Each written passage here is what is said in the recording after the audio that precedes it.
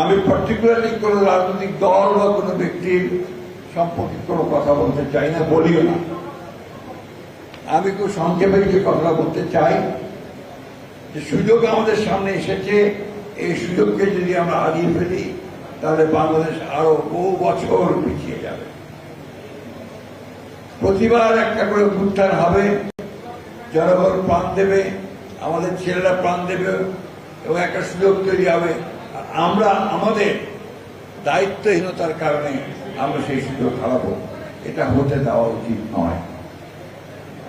আমি এই সরকারের প্রতি আহ্বান জানাতে চাই যে আপনারা দয়া করে, বহুবার বলেছি, আবারও বলছি যে কাল বিলম্ব না করে যত দেরি করছেন ততই কিন্তু পরিস্থিতি আরো গোড়াতে হচ্ছে এবং সেই অভ্যুত্থানের বিরুদ্ধে যারা ছিল, বাংলাদেশের বিরুদ্ধে যারা রয়েছে, গণতন্ত্রের বিরুদ্ধে যারা রয়েছে, তারা আবার সংগঠিত হয়ে সেই গণতন্ত্রকে নস্যাৎ করবার জন্য কাজ শুরু করেছে।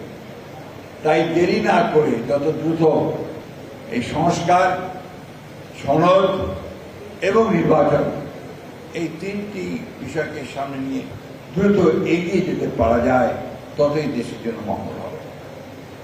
দায়িত্বটা নিঃসন্দেহে এই তত্ত্বাবধায়ক সরকারের, ইন্টারিম গভর্নমেন্টের। এবং আমরা তো খুব আশাবাদী যে আমাদের এই মধ্যবর্তী সরকারের, ইন্টারিম গভর্নমেন্টের যিনি নেতা, তিনি হচ্ছেন এই দেশের একজন বরেণ্য ব্যক্তিত্ব, যিনি আন্তর্জাতিকভাবে স্বীকৃত একজন ব্যক্তি, যিনি তার বুদ্ধিমত্তা, প্রজ্ঞা, সততা এবং দেশপ্রেম দিয়ে গোটা জাতিকে ঐক্যবদ্ধ করে আমাদেরকে সেই লক্ষ্যে পৌঁছে দিতে সক্ষম হবে। আমি ডিটেলসে গিয়ে আলোচনা করতে চাই না। আমি শুধু একটা কথা বলতে চাই যে আমাদের রাজনৈতিক দলগুলো আছি, আমরা প্রমাণ করেছি যে আমরা দেশকে ভালোবাসি। আমাদের শক্তি ক্ষুদ্র হোক, বৃহৎ হোক, আমাদের যতটুকু শক্তি আমাদের আছে সেই শক্তি দিয়ে আমরা এই দেশকে কিন্তু ফ্যাসিবাদ মুক্ত করার জন্য চেষ্টা করেছি। কেউ রক্তাক্ত হয়েছে, কেউ প্রাণ দিয়েছে, কেউ কারাগারে গেছে, এমন দেশনেত্রী এবং খালেদা জিয়া পর্যন্ত দীর্ঘ 6 বছর কারাগারে কাটিয়েছেন। আমাদের তারেক রহমান সাহেব এখন পর্যন্ত নির্বাচিত অবস্থায় আছে।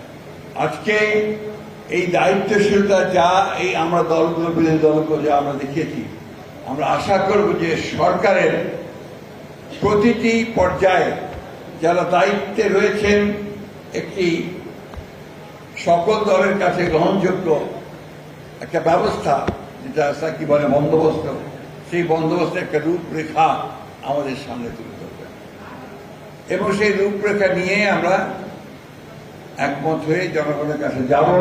নির্বাচন হবে, সেই নির্বাচনের মধ্যে আমাদের যে কমিটমেন্ট বিএনপির পক্ষ থেকে, সেখানে হচ্ছে আমরা আবার সবাই মিলে একসাথে দেশকে নির্মাণ করার জন্য যে বিষয়গুলো আমরা কমিট করেছি, আমরা 31 দফা, সেই 31 দফাকে বাস্তবায়িত করার জন্য আমরা কাজ করব।